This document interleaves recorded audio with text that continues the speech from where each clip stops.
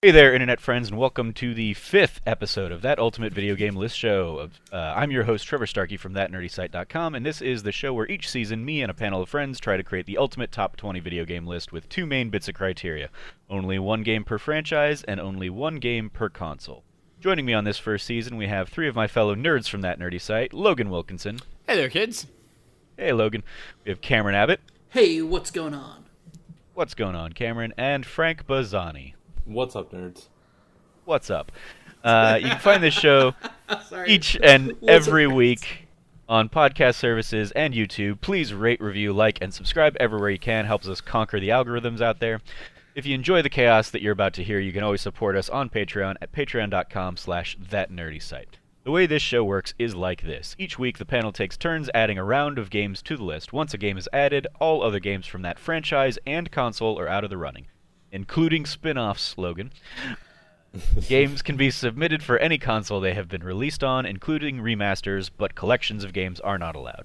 Additionally, each panelist has a veto that they can use to shoot down a game when it is submitted. At this point, Logan has the sole remaining veto that he can use to keep anybody's selection off the list if he wants. Once all 20 games have been selected, we will then shift into ranking our list.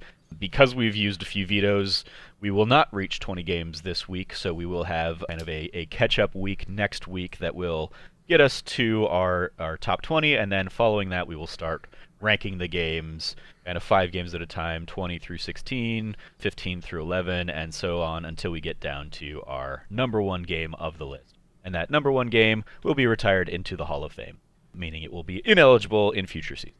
So a quick recap of where we're at this point. In our first episode, we had Persona 4 Golden, Final Fantasy VI, The Last of Us, and BioShock added to the list. Round 2 gave us the 2018 God of War, Sonic the Hedgehog 2, Pokemon Soul Silver, and Tony Hawk Pro Skater 2, but that was vetoed by Cameron. Round 3 gave us Super Mario Galaxy 2, Castlevania Symphony of the Night, Mass Effect 2, and Portal 2. And then last week, Cameron tried to bring in Chrono Trigger, which I vetoed. Frank brought Tony Hawk Pro Skater 2 back from the dead as a Dreamcast game. I attempted to put Legend of Zelda: A Link to the Past onto the list, but Frank vetoed me there. And Logan rounded us out with Grand Theft Auto Vice City. So that brings us into round 5, where we are back at basically the original order of things. So Frank, you have the first pick. Hit us with your game. Oh man, we're about to get wild, I think. We're about to get wild, man, because time to crack open a cold one right now. Whoa! Because things got spicy last week. Yeah, last week was a good one, yeah. Last week Yep. got Double messy. vetoes flying out, yeah. Yep. The SNES, a cursed system. And that's why I think I have to make the most of the pick this week. And so I think I finally decided, I definitely thought about it a lot. I am going to go with a Zelda game. Oh, no. Do it. And I Do it, Frank. It took a lot of thought, but I am going to select The Legend of Zelda Wind Waker. Yeah! Gross. All right. Disgusting. My boy! So disgusting. Absolutely filthy. Grotesque, even. I love it. I thought about this a lot, honestly, because there's a lot of really great games in that franchise, and especially that have like revolutionized the genre and just gaming as a whole. But Wind Waker's like my personal favorite. I think it just nails the adventure and the aesthetic and the music, and it's just like I think it does everything so right, and also like very uniquely to like where that hasn't really even been revisited since then. The reason it's never Yeah. been revisited is because it was terrible. It was fantastic. My gosh. It's gotten a remaster, which leads me to the question I have, Frank. Are you putting it out there as the GameCube game or as one of its remasters? I think I'm going to do HD on the Wii U, so I think we're going to do Wind Waker HD on the Wii U. All right. We were joking right before we started recording that we didn't know if a Wii U game was going to make it on the list. A Wii and U game making on there before the SNES or the NES is pretty Terrible. fantastic. Yeah. I just want it on the record that Wind Waker's like aesthetic and art direction looks like somebody was in the middle of a stroke when they designed it. All right. Wind Waker's art direction is Violently gorgeous. disagree. Yeah, Wind Waker's art direction is beautiful. Like, that's the thing. Like I haven't played Wind Waker, but it's what I told Frank last night when we were talking and we recorded that Nerdy Site show, where it's like it is the Zelda game that I've always felt would be the one that I actually would really enjoy, like I actually would love, right? And like playing Oceanhorn, which is a game that is in a lot of ways just a blatant ripoff of at least chunks of Wind Waker, is what got me started to play actual Zelda games, and I haven't really liked any of them like I did that, but like Wind Waker's art design is a thing that like I absolutely will contend is just like the best looking, like it is gorgeous. Like, I love the art direction and art style of Wind Waker. I think it's beautiful, right? Like, and also like as the person with a veto, I absolutely agree with Frank's pick. This is gonna be the Zelda game that's gonna be on the list because it fulfills my two criterias. A, it's not Breath of the Wild, and B, it's not Breath of the Wild. And so really, like, it's everybody's happy. It's a win-win all around. It's a win-win-win-lose. I'm the only one that loses because it's on the list. Yet again, another that maybe you blowing your veto way too early, fam. Maybe you shouldn't do it in the second episode of the fucking podcast, and this wouldn't have happened to you, right? Like, you found those games you don't like. Shouldn't have blown on Tony Hawk Pro Skater, which made it on the list anyway, so... It made it on the list, but I was still able to put Symphony of the Night on the list, so... You could have Symphony of the Night's been on, like, other consoles. I mean, it was only as a ROM on the PS Vita. It was a PSP and PS Vita game. Oh, there you go. Okay, I could have done PSP. Didn't think about that at the time, but we're here where we are now, and this just... Anyway, I've said my piece about it already. Trevor, what are your Wind Waker thoughts? Yeah, we talked about Wind Waker, I think, extensively last week as well, when Frank vetoed me the prospect of putting Wind Waker. And I am still, as I was going back and, like, editing the podcast this last week while I was in San Francisco, I was getting mad that, like, my pick got vetoed specifically because Cameron is an idiot who hates Wind Waker so much. Yeah. That definitely, like, really struck me as, like, yeah, I'm getting screwed here because Cam's a dick. It's first and foremost, I was in supporting your choice. Shut up, Cam. You had your piece. No. I mean, you screwed me here. I didn't screw you. Trevor screwed Trevor on this one. All right. No. How did I didn't screw. That's a vision of history to look at. Yeah. Everyone was fine with A Link to the Past. You were fine with A Link to the Past, and then you opened your mouth about Wind Waker, and Frank was like, I don't like all this Wind Waker hate. Yeah. As we talked about last week, I have always been in the camp of I enjoy Wind Waker. I thought the art style and aesthetic, while it was getting, like, lambasted by a whole bunch of people, I thought it was a very nice, refreshing look at the art style of Zelda in a way that I think if they'd kept trying to go the more, like, what we were seeing at the time was, they're trying to go more and more realistic. They're chasing the, let's be as realistic as possible because the graphics keep getting better. I think we would have seen the same kinds of things we're seeing when we look back at that era of games, and it just wouldn't have looked great because, hey, graphics have continued to develop, and realistic graphics continue to get better and better and better, and so if you don't set yourself apart and really try and, like, aim for a specific style, you'd get lost in the shuffle. I think we see. I think another reason, or one of the reasons, like a series like Borderlands has survived and done well into this era is because a similar thing. They went with the cell shaded style, and it helped set them apart from the other contemporaries at the time. Like the other big criticisms I always remember being thrown around for Wind Waker, and this was probably in an era before I was like following the industry as closely to like hear everybody's controversy and frustrations and stuff, but the second half of the game with all of the like backtracking and sailing across the world does slow down a little bit.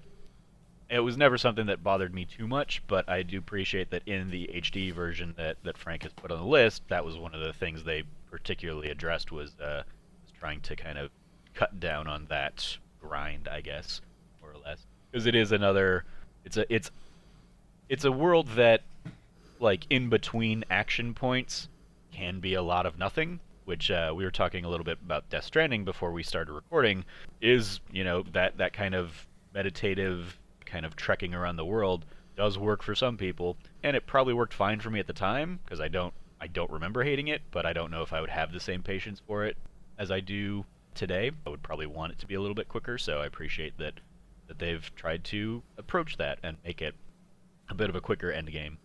But yeah, I always enjoyed it. I enjoyed Tetra. Was this the one that gave us Tingle as a character? I think he was in Wind Waker, but I think he might have been a character before Wind Waker. Yeah, maybe.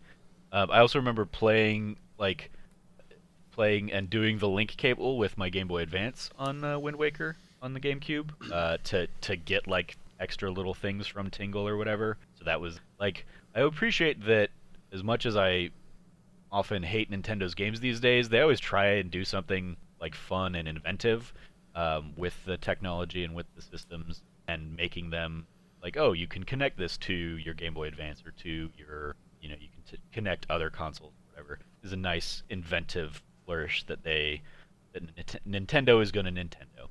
So yeah, I have no problems with Wind Waker making the list. I think it is a great selection. It is probably my second or third favorite of the Zelda games. So behind, as of course I mentioned last week, Link to the Past. So yeah, it is an excellent choice. There we go. I don't hate you. I don't hate you for putting it out there, Frank. I appreciate Great that, choice, Frank. I kind of almost feel bad about it, but I do definitely still like agree with a lot of what you said and like support Wind Waker it being like one of the better or one of my favorite Zelda games. And like I with part of it, I definitely like, I know a lot of people criticize kind of that section at the end where you're just doing a lot of backtracking and sailing around, and I don't know if it may bother me more now that I have like less free time to just go around. But I remember, like, at the time, like, I still just loved sailing from place to place, so I had no problem with it, just because, like, to me, that was, like, the adventure, is you were just sailing out wherever. You would run into storms and other ships and, like, random islands and stuff. Like, I think they really nailed, like, the adventure aspect, you know? Yeah. How about you, Logan? You said this is just one you've never really touched, but you admire the art style. Exactly. Like, it's not even that. Like, Wind Waker has always been the Zelda game where I'm like, I would like that one. Like, if there were any Zelda game I wouldn't like, as like the notorious like Zelda hater on the internet kind of thing, it's like I've always been like, this is the one that I think looks the best, that I like the idea of, like, the concept of the most, that I think I personally would enjoy the most. And then having played Oceanhorn and loving Oceanhorn, which is again very inspired by Wind Waker, like, I'm like, yeah, like this is the Zelda game that I think that, like, out of all the Zelda games has the best shot of me actually, like, genuinely really liking to loving, right? Because, like, right now my favorite Zelda game is, like, probably Ocarina of Time, which I enjoy, which I think is, like, cool, but, like, I think has more flaws than some people do, which, to be fair, is how I describe the entire Zelda series and my relationship. But, like, I think Wind Waker is the one, so where I'm like, I want to at some point in time play that game. Again, if they ever put it on the Switch, I'd do it there in a heartbeat, right? So it's always been the one that's kind of been like, that's the one maybe. I haven't played it yet, but yeah, I mean, I definitely agree with the pick. I encouraged Frank to make it both last week, yesterday when we recorded that nerdy site, and then again today. So I definitely think it is a great pick for this list.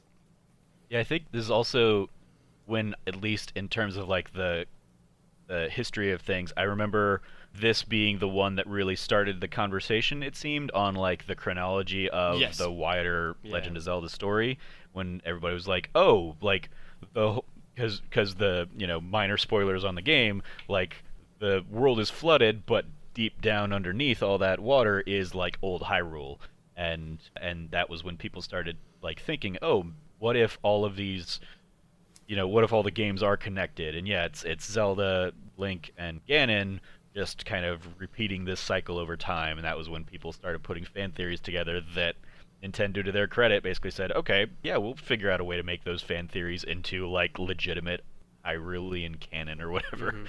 Mm-hmm. And so I want to say this is basically like a future from Ocarina of Time if Link doesn't succeed in defeating Ganon, and so that's why the world is flooded, and it's basically Waterworld the game. And yeah, I just remember thinking, like, I remember at first thinking, oh, that's cool that people are like putting fan theories together and like linking up the landmarks and stuff. And then when Nintendo basically went and said, yeah, we'll go ahead and like make that semi-official, I was like, all right, that's weird.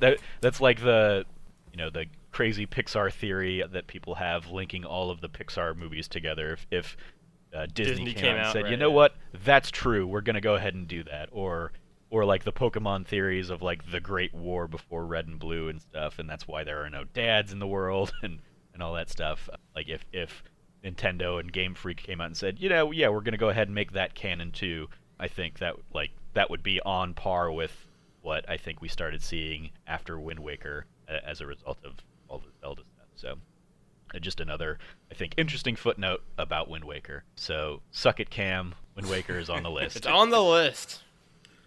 I'm sorry, I blacked out because I was just so bored with the same opinions about this bad game, trash game being said. Whoa. Anyway, I mean, so Way we're to, moving on to way to already me prime now. yourself to get your game vetoed in a few minutes here, Cam. have fun like, with that.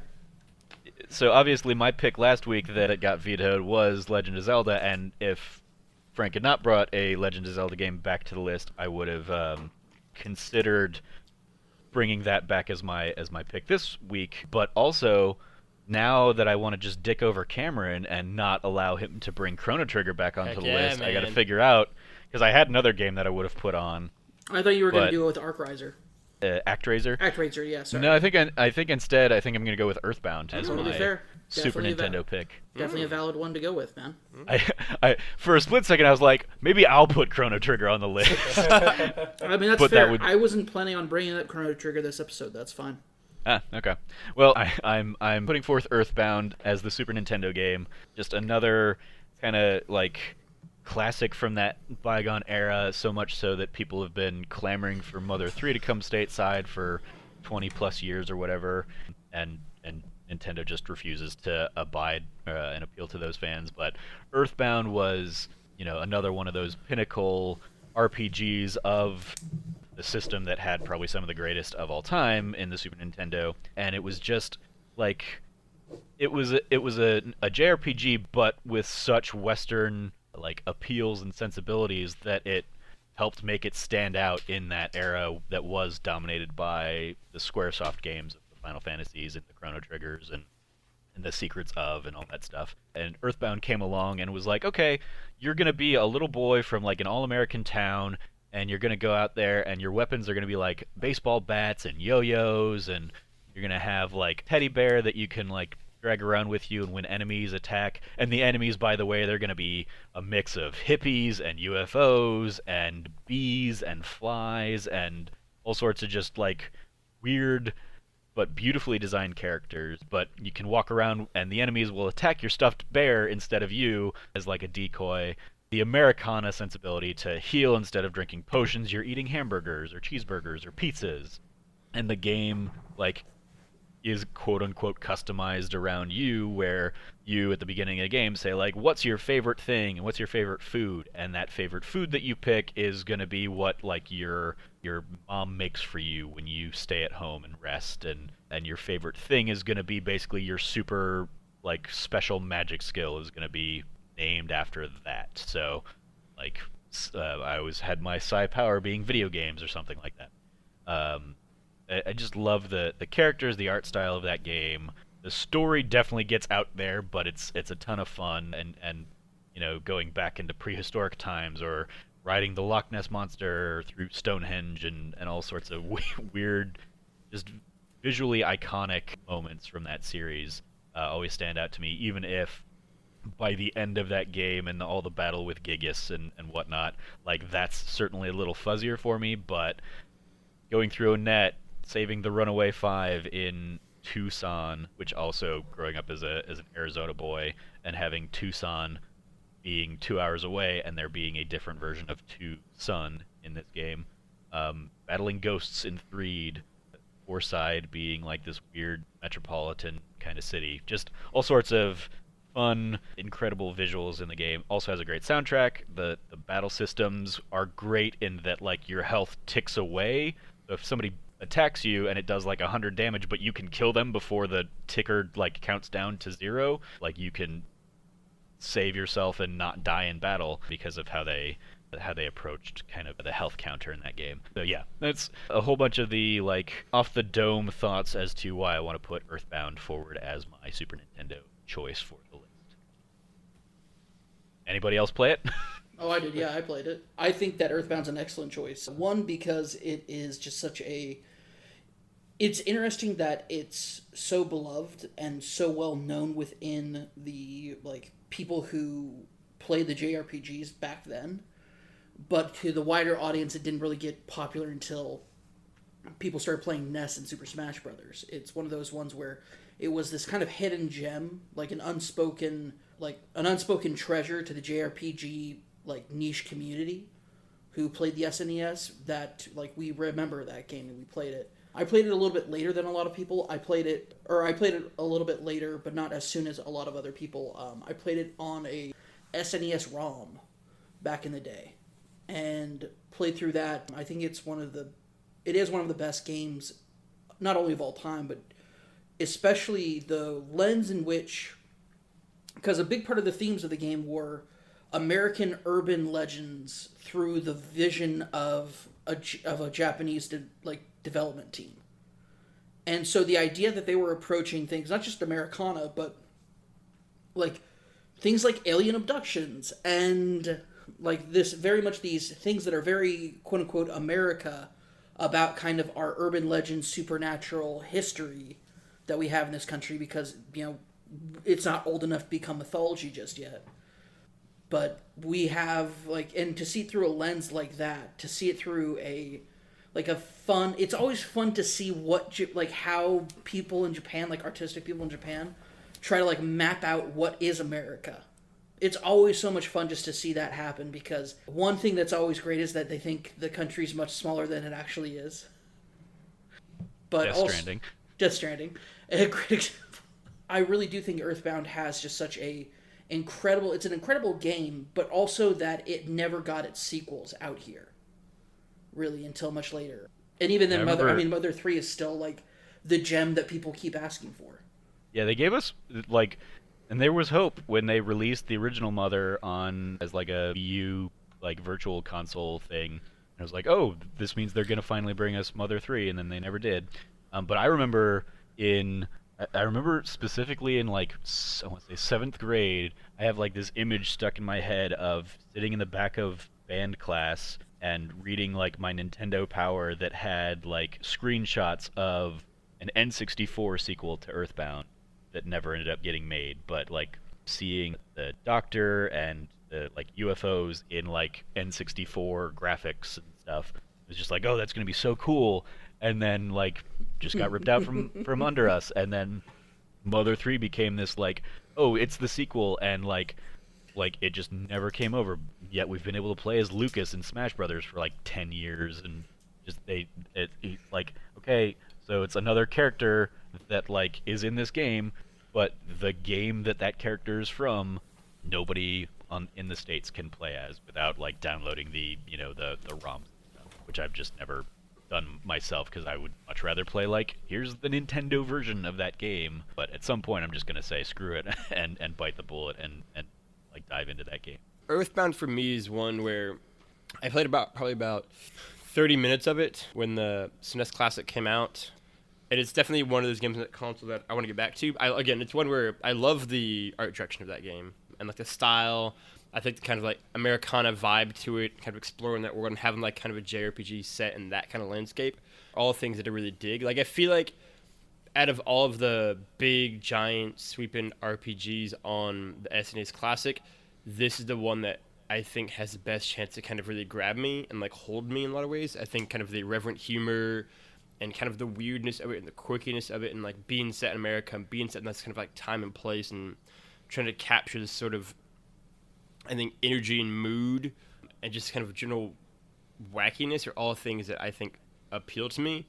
So it's definitely a game that like I am excited to dive into at some point in time. I mean, I guess I can look at my Classic right now, so like, I guess I could do it later today and just dive in for like an hour and just check it out more, because I feel like it is one of those games that I very much would really appreciate and really enjoy from that kind of console.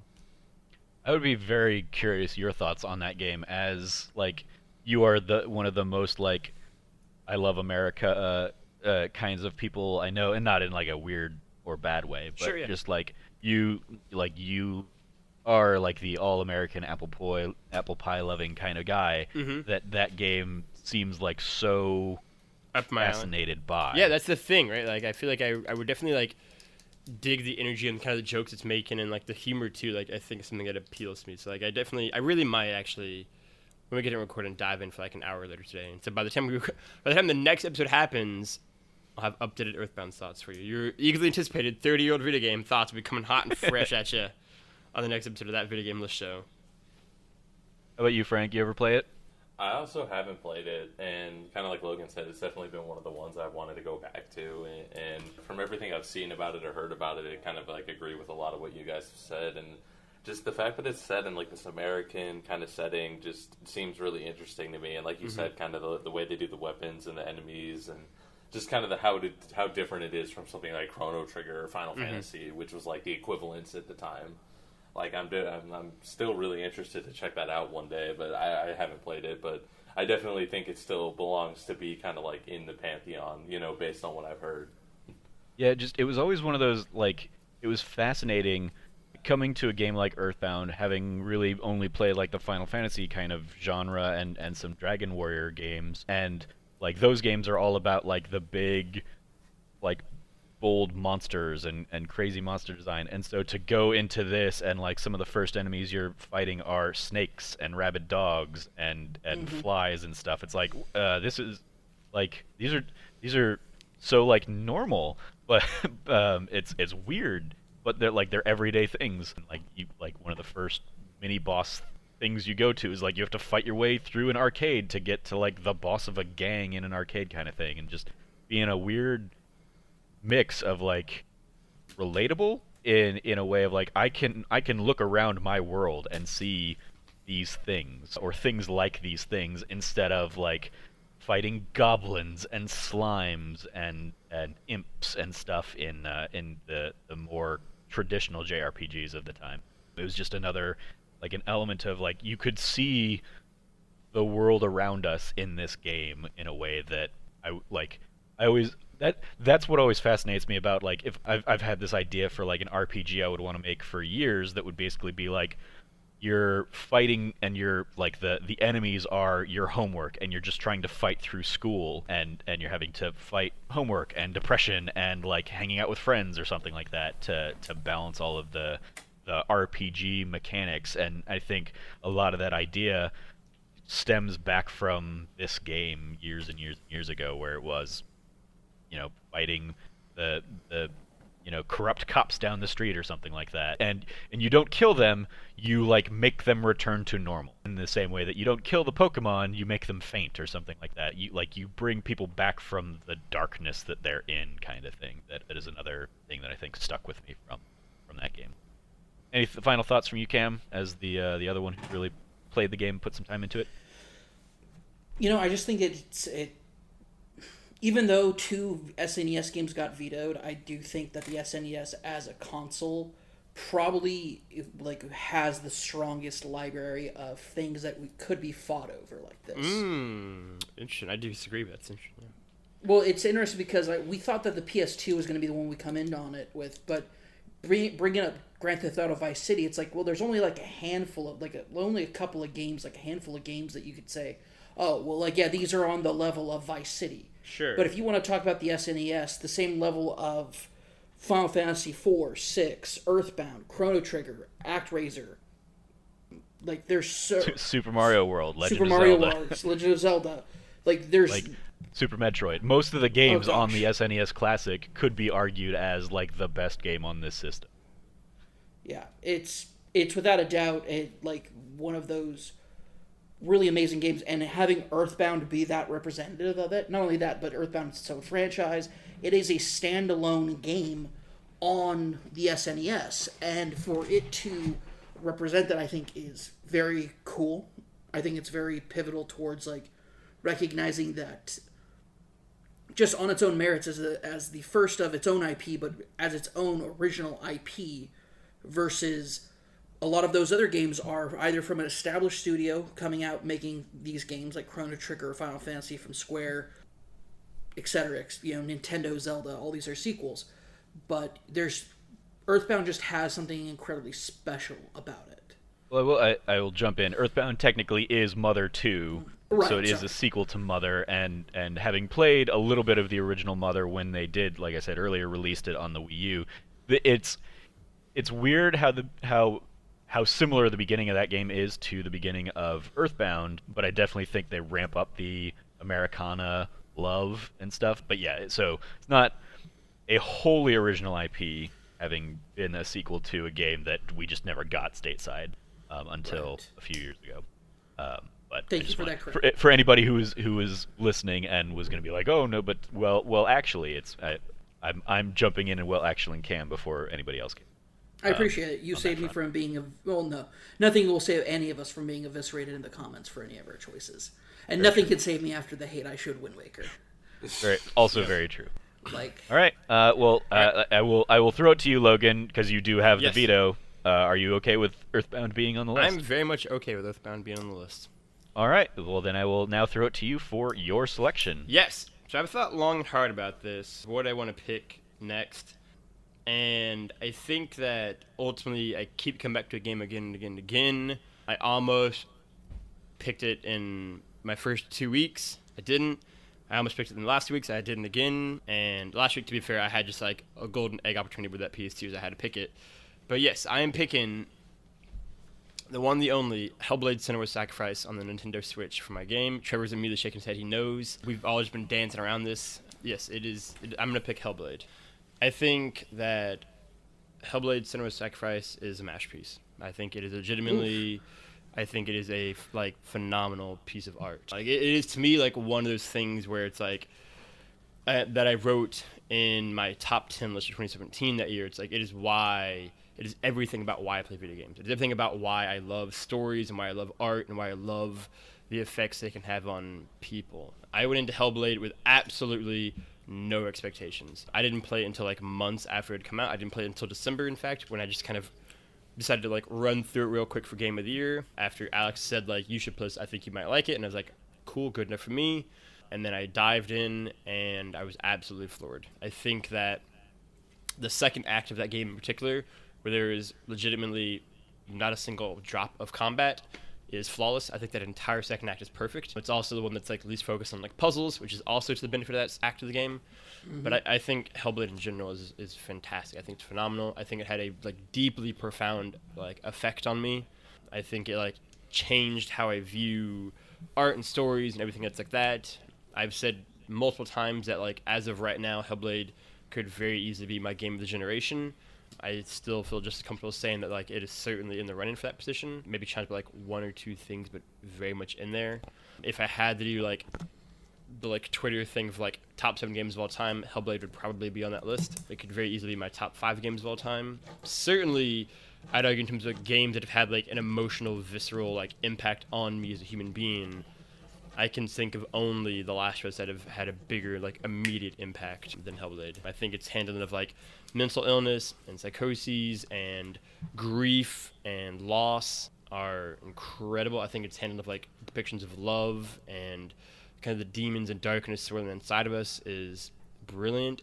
I think its handling of in-game mechanics, in particular the use of like sound design and audio design, is absolutely masterful. It is a game that is so intently focused on what it is about and kind of Senua's journey and arc, and so kind of with such like shaken raw intensity about that it somehow manages to like rupture beyond that and become a game that is so universal in its themes, I think, and so universal in its stories and handlings of humanity and like our shared darkness and griefs and loss and hope. I think it's just absolutely beautiful and poignant. So yeah, like Hellblade is definitely my game for the Nintendo Switch. I am also benefited by the fact that even if you don't like it, it doesn't matter. It's on the list because I have the veto, and I'm not going to veto myself. Agreed. fair.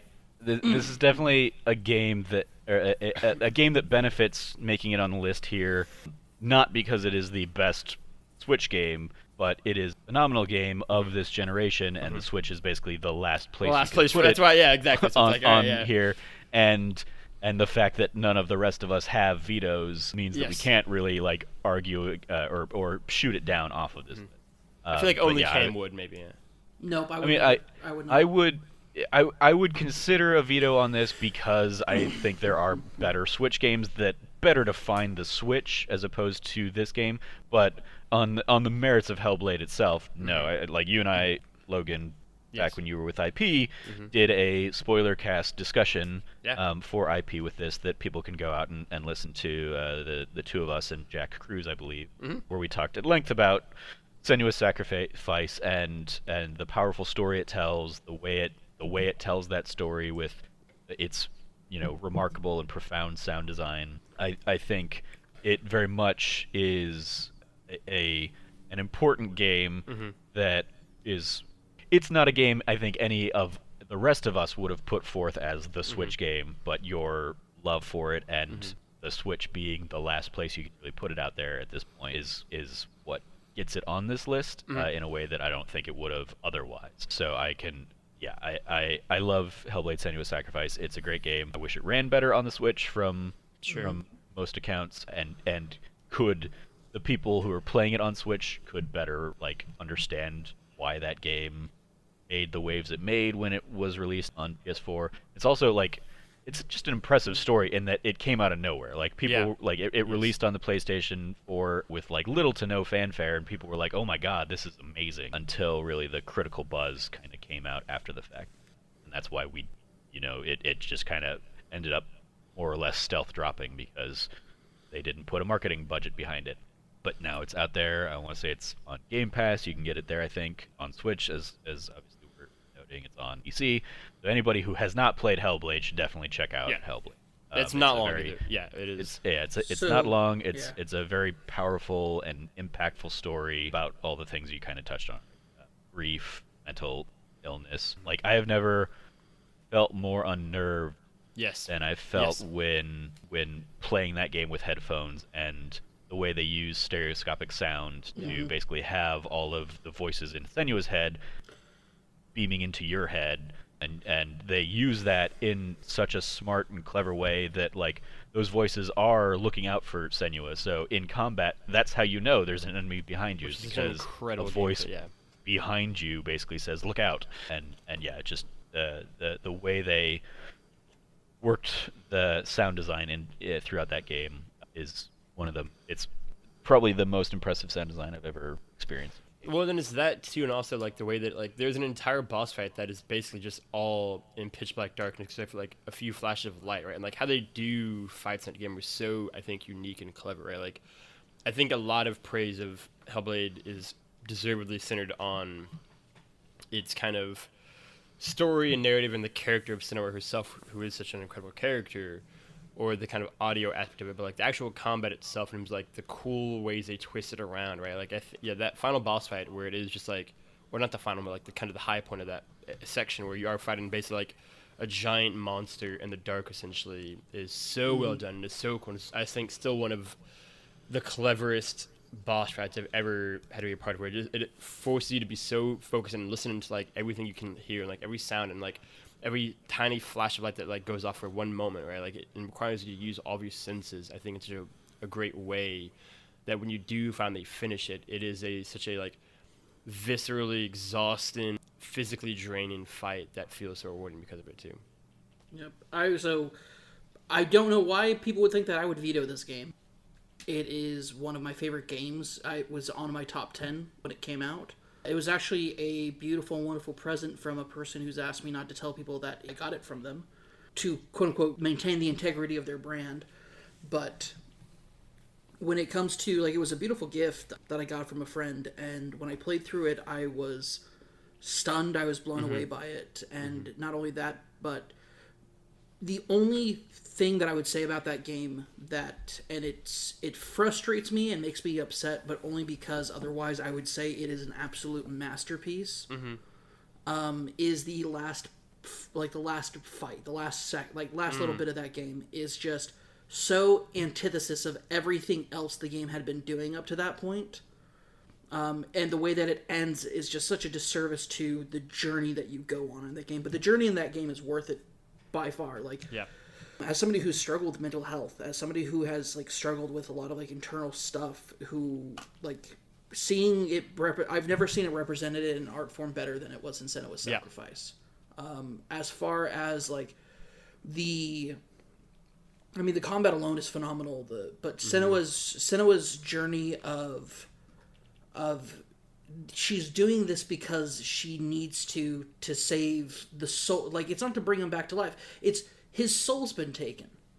Like, her husband's soul's been taken, and so she has to save it. And it's such a it's a story of her love. It's a story of the love that she has received, the lack of love that she has received, and the love that she has given, and how it has helped her and hurt her.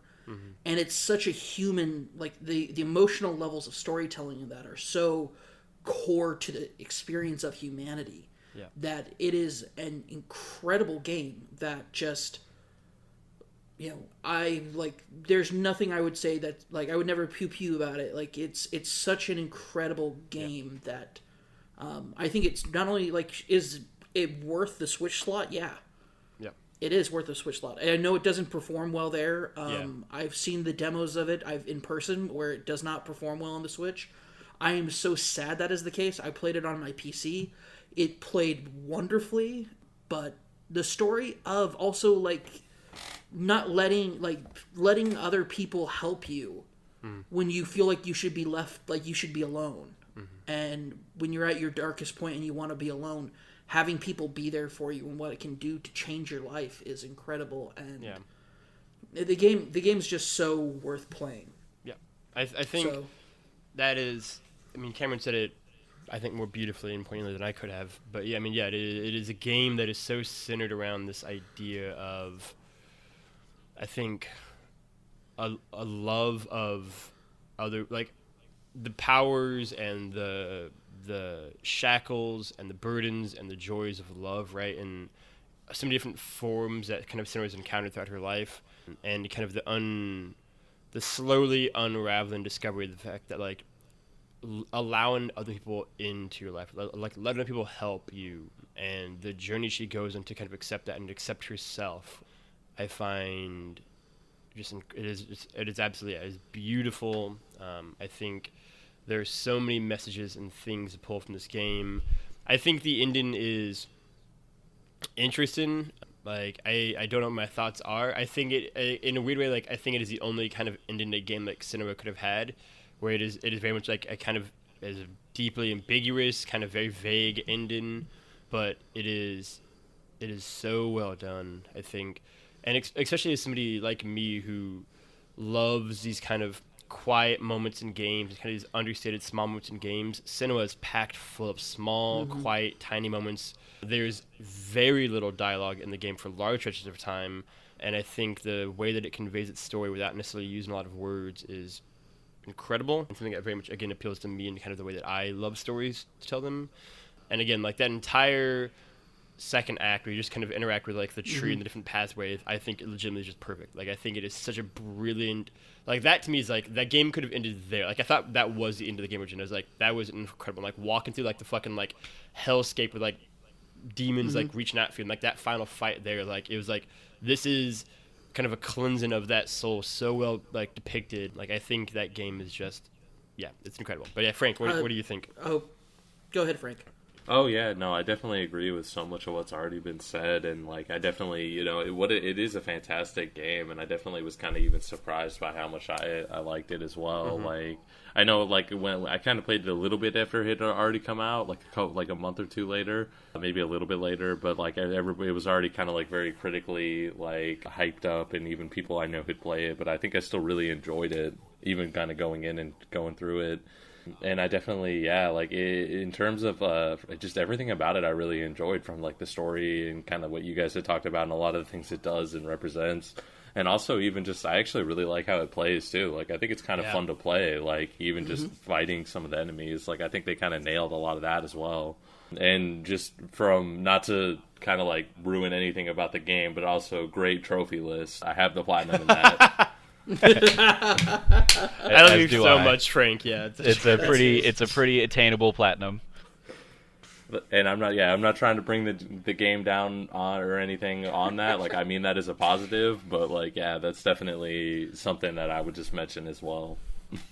And we might dive into this a little bit more when we get to ranking the list. Ranking, I'm sure we will. Because I do want to come back to your comments there, Cameron, on that final boss, because I definitely want to.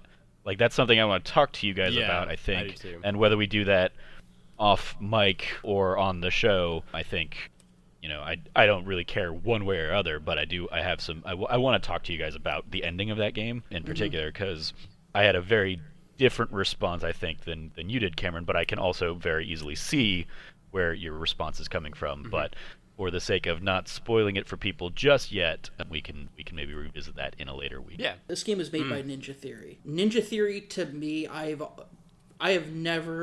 like any previous title they've done, I've been sorely disappointed with. Like it's just like it's to the point where it's like that GIF from Arrested Development where like the paper bag says Ninja Theory on it, and I open it up and it's like I don't know what I expected. It's a Ninja Theory game, just not like very well crafted as far as graphical, like the graphical integrity of those games is always very high. The level of detail to like the visuals are always very high, but it's always a very shallow game. This is just my personal opinion. I've never found a game before Hellblade from Ninja Theory that approached any sort of depth or meaning in a way that I was actually. Let me just put it this way: I expect them to do the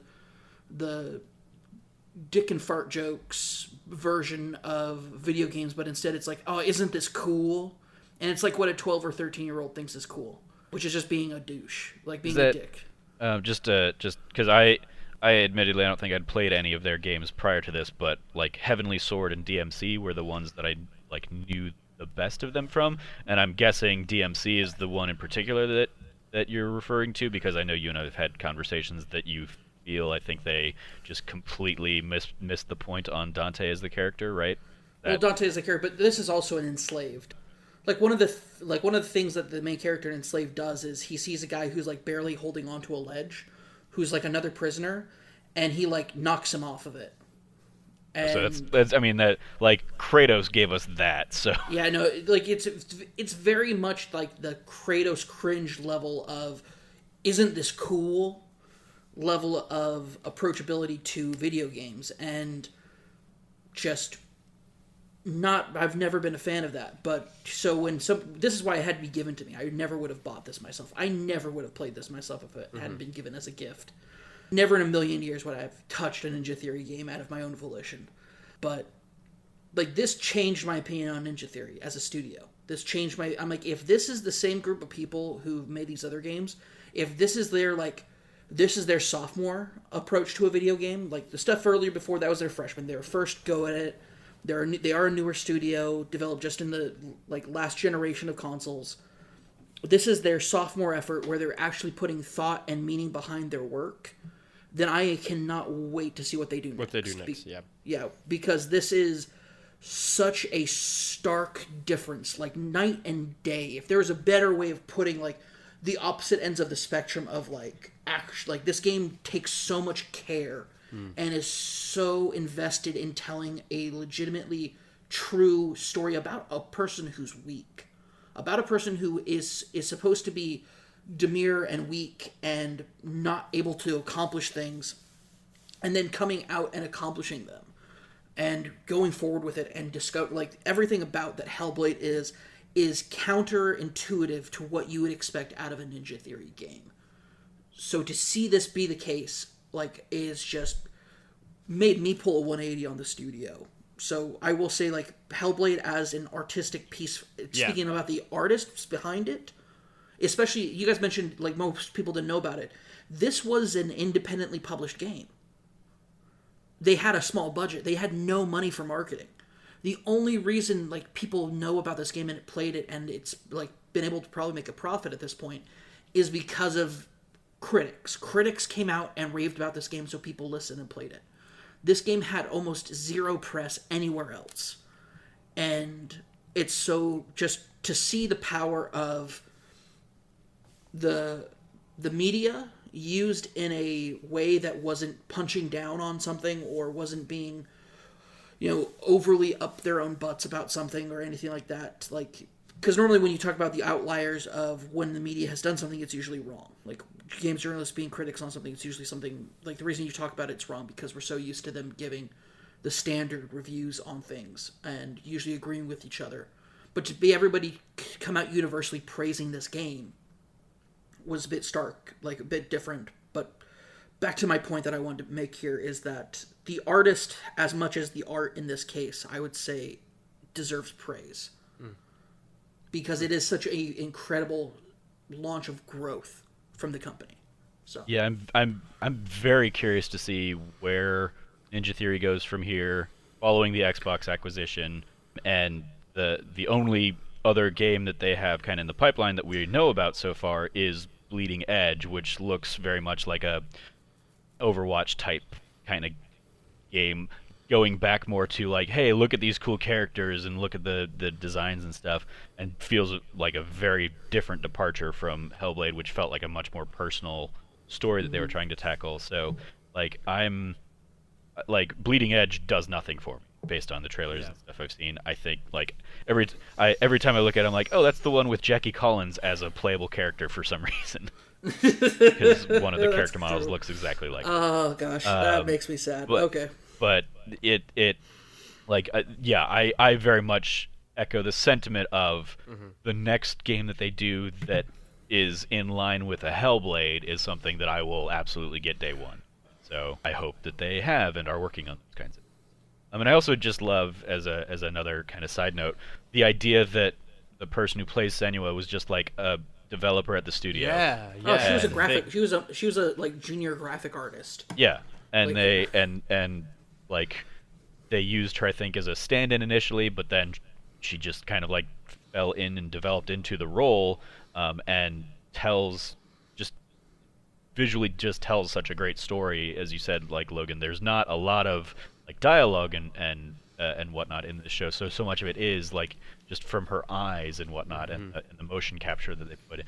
To the fact that like she won the Game Award for Best Performance that year, Won going up BAFTA against too like that year, yeah. crazy heavy hitters in the industry to come in and do that, and then accepted her award in her like motion capture suit kind of thing at the Game Awards. I thought was delightful and charming. But that just is another thing that stands out about this game, is that this is a game that like in the AAA kind of like big budget marketplace that we so often see these days, this being much more in the kind of old style of like the AA kind of budget title, to come out and have the acclaim that it had and be as good as it was is another thing that helps, I think, differentiate this game from so many other things. So I definitely love that we've got it on the list here in a game that I think even like I said earlier myself could have so easily been overlooked if not for like a champion. Like we clearly all love this game, but I don't know if I would have put it on the list. I don't know if Cam or Frank would have put it on the list, but you putting it on the list, Logan, ensures that it is getting its day in the sun. Absolutely, yeah. All right, so we will, if nothing else there, we will throw it over to you, Cameron. I'm looking at the list, and we're on a full Nintendo streak for this episode. So you gonna like round us out there with Nintendo? Or you gonna take us elsewhere, Cameron? I guess you could call it a combo breaker, but not in the way that I'm going to be nominating. I'm not nominating that game. I'm nominating a different game. But it is a combo breaker because I am nominating PlayStation VR. Okay. I'm sorry, for PlayStation VR, Tetris Effect. Yep. Tetris Effect is my favorite game of all time.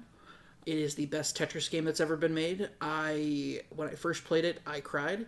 When I first played it in VR, I cried more.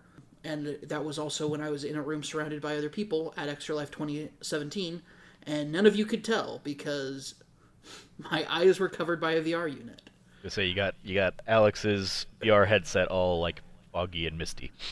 100%. It's like, oh, Cameron, do you sweat in this? Nope, it's just my tears because it was so beautiful. That game is just such an incredible evolution of Tetris. Anybody who wants to listen to me go on a diatribe about how Tetris is the greatest like game concept of all time, you can listen to an old podcast. Is that loaded up at all or no? Trove Talk? Yeah, Trove Talk. Is Trove Talk loaded up on the site yet? So I didn't put the old podcasts up. They're just on my old YouTube, but you can still get it, and it's in the Trevor Trove archives. Yes. Okay, so it's in the go. If you want to hear me go on a diatribe and explain why this game is the greatest game concept ever created, I go into it in vivid and excruciating detail in that podcast. I think it was almost 2 hours worth of me talking about Tetris. If to make sure that this podcast remains listenable and helps you retain your sanity, I will briefly summarize it like this. There is nothing that I love more than Tetris as far as gaming goes, and there is nothing that I enjoyed more than seeing it come to life in a way that was so spectacular.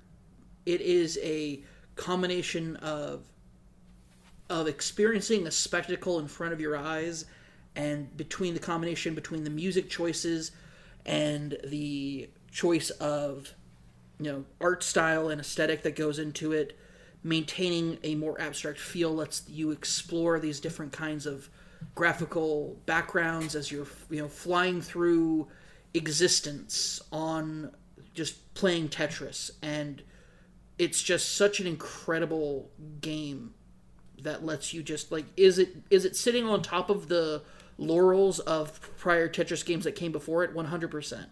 But it is the current evolution of Tetris. The only thing that I would say, and of course its sibling, that's totally on the opposite end of the spectrum, is Tetris 99, which came out this year and is in its own right an incredible game. But the experience of Tetris Effect is just so... It's borderline transcendent for somebody like me who really... I feel the visuals in Tetris. I feel the music as I'm listening to it. I feel it as I'm blowing up blocks after blocks after blocks. I'm feeling this growth and this continual progress through the game. And that's just not to mention that Tetris is just so damn fun. Yeah, I think for me, I've been very on the record as saying that Dr. Mario is the best kind of Tetris game because it is. I mean, I'm not going to veto your pick because you like Tetris, so, it's fine. I mean, also, there is legitimately, no real other competitor for the PSVR other than, Resident Evil, maybe. So the other thing that I was thinking that I could do to dick over you, Cameron, knowing that Tetris Effect was likely a PSVR pick that you wanted to put on this list, was I did have Beat Saber on my list, and I thought about putting it out there as the PSVR game. Yeah, just to rip Tetris Effect away from you. I will attest that I think there are a lot of other great PSVR games. Astro Boy was one of my favorite games of last year as well, but we can dive into a little bit more. So, I'm just going to put it out there that there are a lot of great PSVR titles out there. I think... Not just Tetris. No, yeah, definitely. And I think for me... Trevor can write it now. The game's on the list. I would not veto this at all. But I do think that looking ahead, when we start ranking these things and we get to, each of our, 4 favorite games of all time, this is going to be the lowest ranked one, is going to be my prediction right now. Because it's that thing of and I think in the most clear-cut, easy way for me to describe it is that I don't get it. I just don't get it. Truthfully, totally honest, I just don't get it. That's okay. And it's that thing for me where it's I like Tetris. I think Tetris is fun. I think Dr. Mario I have more fun with, but I think all of these games are fun. But no, and to be fair, I also think it's important to note that I think you and Alex O'Neill are outliers in your thoughts on Tetris Effect and the kind of effect it is having on you. But I just don't get it. I think it is a very beautiful looking game. I was also at that same Extra Life with you, but it's just, which was Extra Life 2018, I believe, actually. Yeah, and I think it's dope visually, everything, in being in the headset, everything. But I very much do not get it. I very much, it's a game where it's I love the fact that too that we each had these kind of views into games that had this effect on our lives and everything like that, and a better understanding of life and grief and loss and growth and everything like that, and it comes in the form of Hellblade and Tetris Effect. And if that's not the most Logan and Cam answers for those two things, I don't know what is, but there it is. And I think for me it's a thing I like Tetris a lot. Again, it's on the list. I'll be very happy to hear Trevor and Frank's thoughts, who've probably each played it longer, similarly length to me.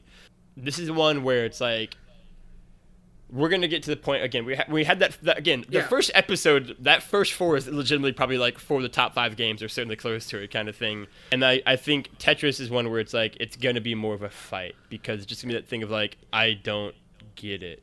Here's the thing, it's okay. Even I know that just because it's my favorite game doesn't make me think that it is scientifically or like objectively the best game of all time, because it isn't. Mm-hmm. I'll go on the record by saying, like, is it my favorite game of all time? Sure, yeah, 100%. absolutely, yeah. Own that, yeah. But is it like, can I objectively say Tetris Effect is the greatest game of all time? Of course I can. No, I'm joking. Kind of. Half joking, half like taking out all bias. No, Tetris Effect does not, because it does not have the full-fledged use of all the different storytelling elements that other games have. It doesn't have all the same. Like it's true. It is true. Tetris Effect is to the plebeian masses not going to be the To greatest. the game of all plebeian time. masses. Ken making friends so much in this episode so far. He's out here making friends, making alliances from we have to rank shit in 2 There's weeks. nothing wrong with being a plebeian. A plebeian is the masses. It's Wow. it's the populace. It's the people. Wow. There's nothing wrong with that. All right. Just remembering all these compliments you give me for whenever we start ranking these games. You're gonna remember all of them. I want you to know thank you very much for not vetoing it, Logan. Yeah, I'm not because gonna if you had veto it. vetoed Yeah, it, no, come on. I would have gotten revenge in my next pick. No, I mean like I don't know what Because that I have means. That's I have ominous. a game that you and Trevor and Frank doesn't know about it, but probably just Frank and Trevor most of all would have like really been upset about it. How many? As an aside, now Trevor, how many Yes. games are on the list now? 17. Yeah, 17. So, So there'll be 3 games left. So the next picks for next week's episode would be me, Logan, and Cam. Okay. And if you choose to veto either my game or Cameron's game, then Frank would get Frank. the. Okay. It's a important to final know. Like, pick. that's what I was trying. Okay. Sorry. Yep. Yep. Yeah, We have a 17 backup games thing. currently on. Cameron. No, I'm not going to pick that game that I was going to pick. I'll let you guys know. I was going, if you had vetoed it next week's episode, my first words out of my mouth in that entire episode, Oscar 120% for the Sega Saturn. Oh my god. God. That would not have gone over well. No, that'd have been over. That would have gone over poorly. well for like a niche audience of what, like 10 people, if any of them listen to this show. Wow, yeah. Well, they'd listen to it because it'd show up in like the tags for SEO. Like, it's the only Yeah. thing that's tagged that in like forever. But I don't think any of those people are looking for those tags. So the inside joke on that is that was like the breakout game of Extra Life 2018 for IP. And yeah, I don't remember who was like the driving force behind that, but like that was what I do. everybody became obsessed with. That or a subsect of the IP Extra Life team last year just went crazy for that game, and I just looked at it as like, this is the dumbest thing possible. Yeah. What is it? You know, What is it called? I'm gonna look this up. What is it called? It's called Oscar 120%. Okay. So Oscar, It's a fighting 120%. game. It's a fighting game about the presidents of different clubs at a high school fighting against each other for dominance. It's a dumb game, but it's like mechanically wise. Like as somebody who's a big fan of fighting games, mechanic wise, it is an incredible game. Like game design wise, as far as mechanics go, the veneer of it being like it's this like they're all high school girls, they're all high school anime girls, and it's just so dumb. It's dumb, but it's really a really cool. Like, there's a reason why people do enjoy it. It's not just because, anime girls. It's because the foundations of that game as a fighting game are that solid. Giant Bomb, I think, has it ranked number 2 on the top fighting games of all time, based solely off of, like, the scientific merit of its mechanics. And the only reason it's not number 1 is because they chose the PlayStation 1 version. The Sega Saturn version plays much better than the PlayStation 1 version. Anyway, I digress. Anyway, yeah. Frank, do you have anything to add on Tetris Effect before I kind of jump in with some of my thoughts? Honestly, not a ton from me. No, I haven't played it. I have like somewhat of a limited experience with VR. Like I've definitely played multiple different VR games and put like a few hours in, but Tetris Effect is not one of the ones I've played. So I will throw this out there. Like Tetris Effect, while a PSVR title, is also available on just PS4. You can play the non-VR mode of it. Yeah, like just kind of dive in and play everything, just like not in VR. Yeah. I still like I haven't played it, but it definitely looks really cool. Like I think from everything I hear from all the people like kind of like Cam that really love Tetris is that it really is like kind of one of the best iterations. So I mean I'm definitely cool with it, making its way on the list. Yeah, so I have many thoughts on Tetris Effect. I agree that for me it is the best iteration of Tetris. It was my number 8 game of the year last year as I'm looking through my list, but just PSVR titles that beat it out were Moss, Beat Saber, and Astro Bot that I mentioned that ranked higher than Tetris Effect last year. But I do like the soundtrack is phenomenal. It is my PS4 theme. So Frank and Logan, if you guys remember all the times we switched between games when I was out there for Austin on my system, like that was the theme and the music that you were hearing was from Tetris Effect. Great music. Cameron, I want to ask you, I know you've thought all of these thoughts about Tetris Effect since that first playing at Extra Life last year. Did you ever go back and play more of that game? Or is this all still built around... Okay. Like, yeah, no, 100% I have. It's, okay. It was my number 1 game last year based solely off of 2 playings of it, which tells you just how much I love Tetris as just like a concept and game type. No, I have gone back and I've played much more of it, both in VR, outside of VR. I listen to the soundtrack all the time. It's just, I love it. I adore it. Finally available now, right? The soundtrack, yeah. Yeah, okay. If it's not, then I've been listening to a ripped version off of YouTube for forever, so whatever. Yeah. Either way I get it. I don't care. Yep. Like, I love the game. I very much hate the final mission of that game's story mode, Metamorphosis, as it basically ramps up the speed to the highest speed, even if you're playing on like the easiest mode, and you have to do like I think almost you have to clear twice as many lines to beat it at that speed as any of the other missions prior. So it feels like an unnecessarily unforgiving difficulty spike. That when I finally did it, I was like, never again. I'm never going to play that level of the game again because just like it was that like Bloodborne thing of like it's not satisfying. Like the hours and hours I put into trying to beat that final level were not worth the like brief moment of like fucking finally that I got at the end of it. But I gladly go back to any number of like the other earlier levels of the game. But one of the things that drove me crazy last year when I listened to and watched through IP's content was them giving like best narrative to I think it was best narrative to Tetris Effect. It didn't win best narrative. I know that it won something. It's in. I'm pretty sure it's in the video that Mike put together for best narrative. It was one of the nominees for sure. Okay. I know that because like it did not win. It was very much a fight for that, and I was like, this game I will not allow to win. I'll die on this hill. Yeah, because I was just like, there's not a narrative. Like the narrative that is in that game is whatever narrative you're putting on that game. Like it's entirely abstract. Like it is. So like that was very much like I don't know if I like IP's Game of the Year conversation this year because largely of that conversation. Because I was like, you can like go crazy on the soundtrack and the gameplay merits of that game, absolutely. But like putting that game's narrative in quotes up against like God of War or Spider-Man or like just I was like or Celeste. I'm like no, just no. That is wrong. That is a bad take.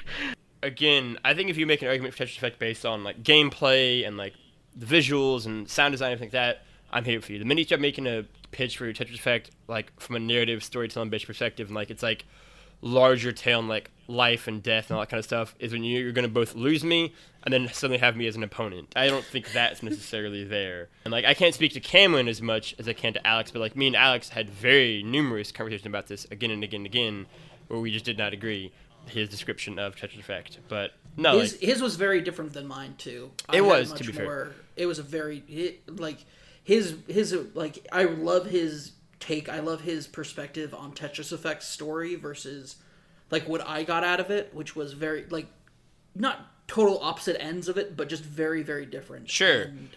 But I think that Helen is one where it's just like like we and like, it was great to me where it's like and to have Jarrett and George also there be like we don't get what you're saying either, and us all should be like what are you talking about? But like no, like Tetris Effect is on the list. It is a great inclusion in this list. It makes sense to have some sort of Tetris type game on the list. And as Cam said, this is the best of the Tetris versions of those. And we can't have Dr. Mario, tragically, so it'll be standalone as this.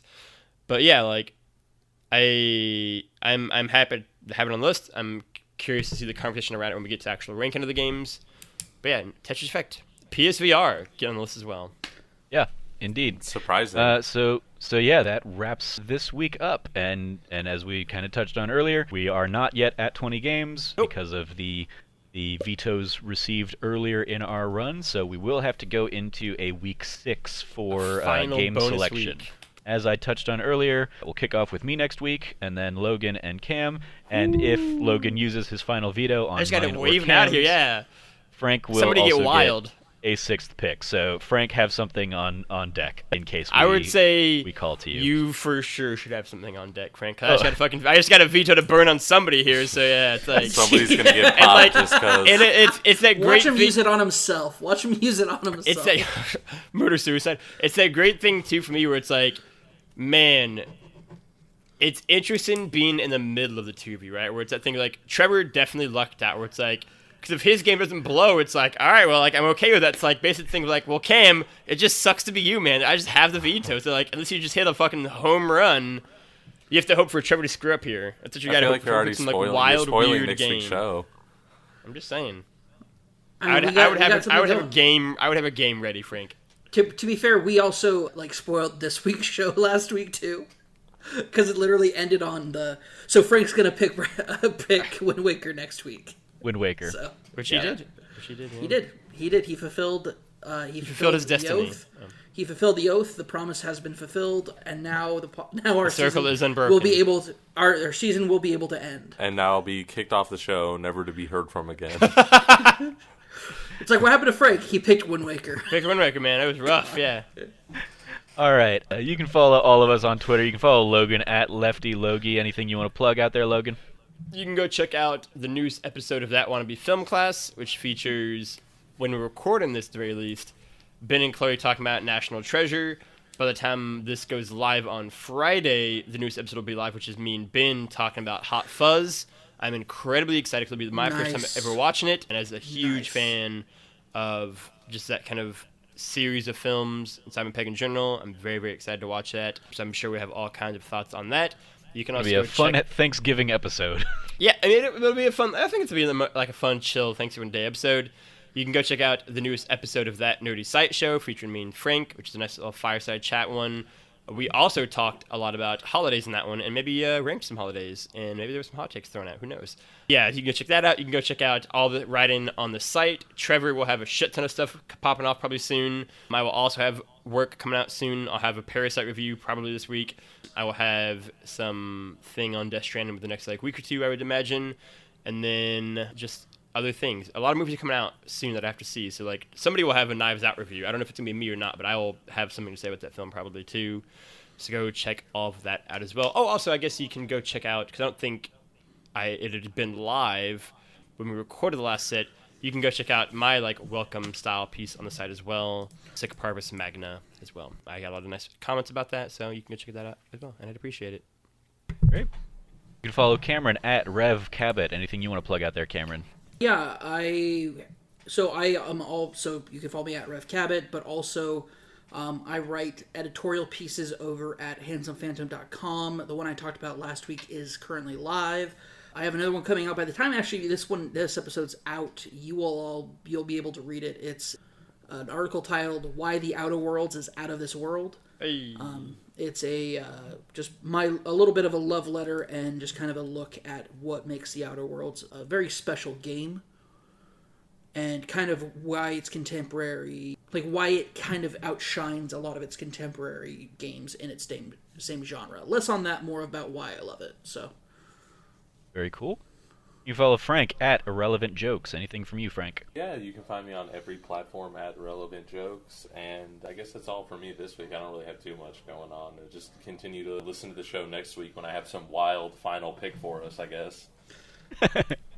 Frank's gonna nominate. That's the thing. 120%. Oh shit! That's the thing. Happen. That's the thing. I didn't even think about that. Yeah, I have to be careful too, because I think Frank will have basically free reign if there's no veto left at that point to pick whatever he wants the last game, ooh, I have to think about that. But like, Yeah. I'm sure whatever like make it pick before that is going to deserve the veto more than whatever I would come up with. Frank already makes the bitch. Maybe just give me one more chance, guys. I'm all saying, just give me one more chance. You know what I mean? Tony Hawk Pro Skater 3. It'll be great. Let's put Skate on there. You can follow me at Trevor J. Starkey. Things for me to plug. If you missed my appearance on Kinda Funny Games Daily, you can go check that out over at Kinda Funny Games. I had a great time doing that. We talk a lot about Google Stadia because that was the day that the Google Stadia embargo dropped. If you want to go listen to our friends over at Irrational Passions, I was on their RPG University with Scott White talking about Final Fantasy VI in the last week or so. As Logan alluded, while I was in San Francisco, I have my list of things that I saw or did. Ford versus Ferrari is a review that I'm like working on the finishing touches of editing as we speak.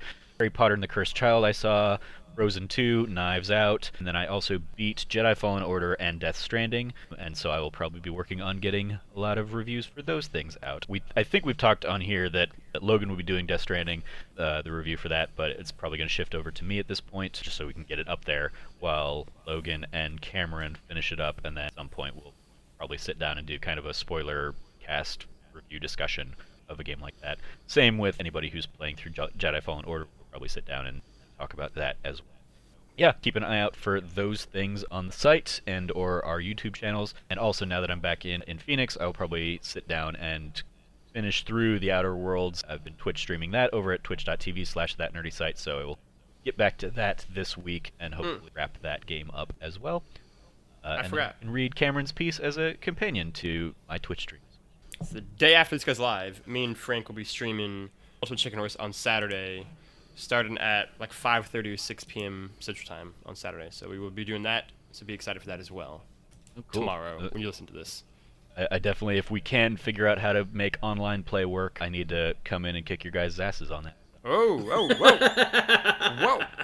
The gauntlet already thrown. Absolutely. Gotta hold my title as best Ultimate Chicken Horse player in our crew. That's the show. You can follow all of us over at That Nerdy Site and keep up with everything we're doing at thatnerdysite.com. Please, like I said at the beginning of the show, rate, review, subscribe, follow us everywhere you can because it always helps us out. And if you are so inclined, we would love any support over at patreon.com/thatnerdysite. Since recording the last time, we've changed around a couple of the milestones. Used to be our next tier at $100 a month was going to be the wrestling show. We've bumped that back a little bit in favor of that Disney Plus, that D Plus show, and that video game news show. So if you are listening to this and can help us get over that $100 hurdle, we can start talking about Disney Plus stuff and have some fun with that. So that's going to do it for this show. Thank you, everybody, for joining me, and I look forward to rounding out the selections next week. And as always, stay nerdy and be good to each other.